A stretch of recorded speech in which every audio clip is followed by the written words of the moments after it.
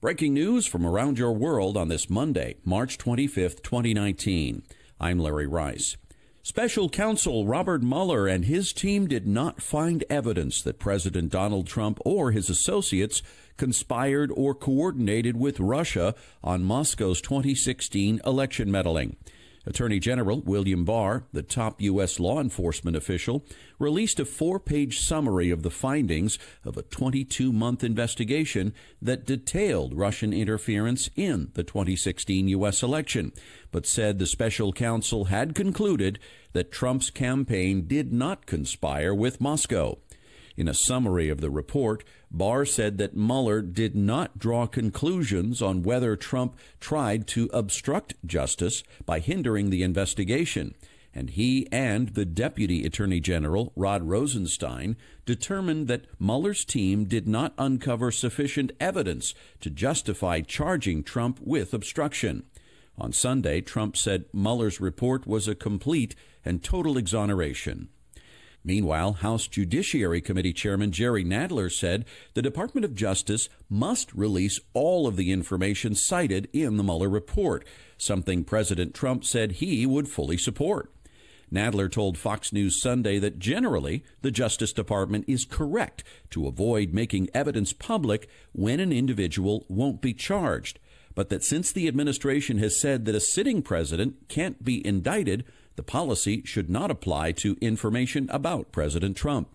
Senator Lindsey Graham, the Republican chairman of the Senate Judiciary Committee and a Trump ally, said he would ask Barr to appoint a new special counsel to look into the origins of the Mueller probe. Trump indicated Monday that he wants new investigations, although he did not specify who would conduct the probes or who should be the target. Israeli Prime Minister Benjamin Netanyahu said Monday that he would cut short his U.S. trip after a rocket attack near Tel Aviv wounded 7 people. Netanyahu arrived Sunday for what was supposed to be a 4-day visit, but now plans to fly home immediately after a scheduled meeting with President Trump at the White House on Monday. In light of the security events, I have decided to cut short my visit to the U.S., Netanyahu said. He called the rocket attack heinous. Israel's foreign ministry said the rocket came from Gaza, the Hamas-controlled Palestinian enclave, although there was no immediate claim of responsibility. Netanyahu, who faces a bribery investigation in Israel, is vying for a 5th term as Israel heads into April 9th elections. Norwegian officials have opened an investigation into why a cruise ship carrying more than 1,370 people set sail along that country's often wild western coast, despite storm warnings, forcing a major evacuation by helicopter. The luxury cruise ship Viking Sky reached Norway on Sunday after its engines failed in a storm. The 745-foot ship sent out a distress signal on Saturday as it drifted within 100 yards of land in rough seas. Rescuers airlifted 479 people, one at a time, using helicopters before the seas calmed enough for an effort to tow the ship to safety. About 20 injured passengers were taken to hospitals. Viking Ocean Cruises said Monday it had begun an internal investigation to establish a complete and thorough understanding of what happened, and it welcomed the official investigations, which they will fully support. The Viking Sky is a relatively new vessel delivered in 2017 to operator Viking Ocean Cruises. British Prime Minister Theresa May said on Monday that Parliament would debate secondary legislation Wednesday to formally change the date of Brexit in British law. Britain was due to leave the European Union March 29th, but May agreed with the bloc's leaders last week to delay that date to May 22nd if her Brexit agreement is approved by Parliament this week, or to April 12th if it's not.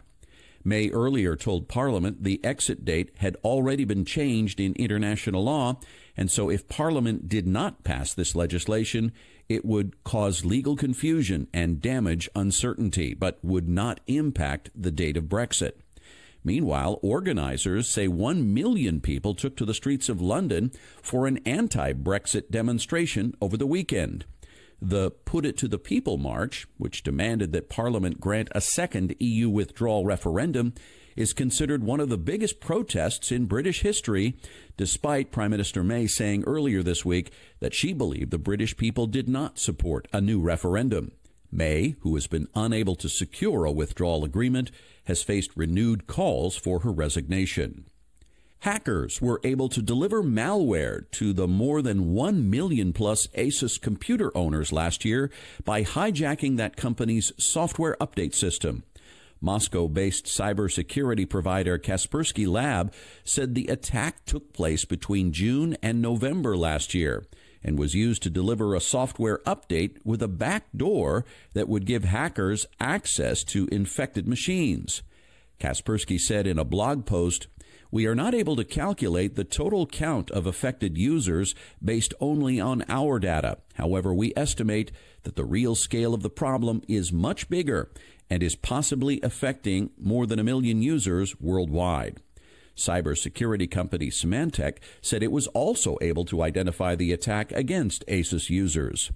The attack, which was first reported by technology news website Motherboard, shows how hackers are able to leverage the size of technology companies and their suppliers to reach large numbers of victims. Kaspersky said that more than 50,000 of its software users had downloaded and installed the compromised Asus update, but the hackers intended to target a smaller number of unknown victims. Kaspersky said it informed Asus about the attack in January and was assisting the company with its investigation. Asus said it would provide a statement on Tuesday. France signed 15 business contracts with China worth billions of euros Monday, including a multi-plane order with Airbus and a €1 billion contract for EDF to build an offshore wind farm in China. French President Emmanuel Macron unexpectedly failed to clinch the Airbus order during a trip to China in early 2018, and the French government and Airbus have been working since to salvage it. Macron said France's Fives and China National Building Materials Group signed a €1 billion deal to cooperate on energy savings in developing countries. CMA CGM and China State Shipbuilding Corporation signed a €1.2 billion deal to build 10 tankers.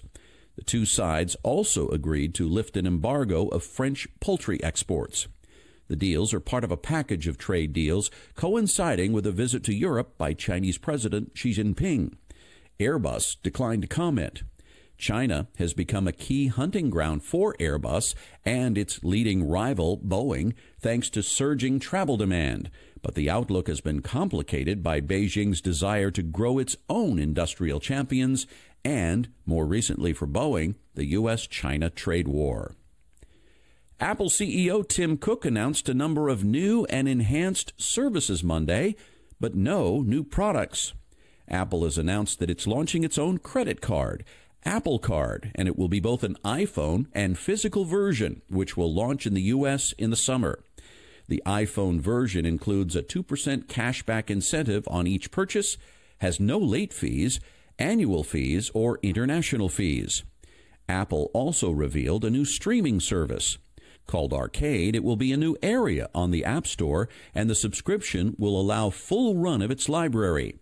iPhone, Mac, and Apple TV, including the ability to pick up where you left off. These are to be downloaded and then played offline, regardless of internet connection, a big step away from the cloud gaming services that Google and Microsoft have announced.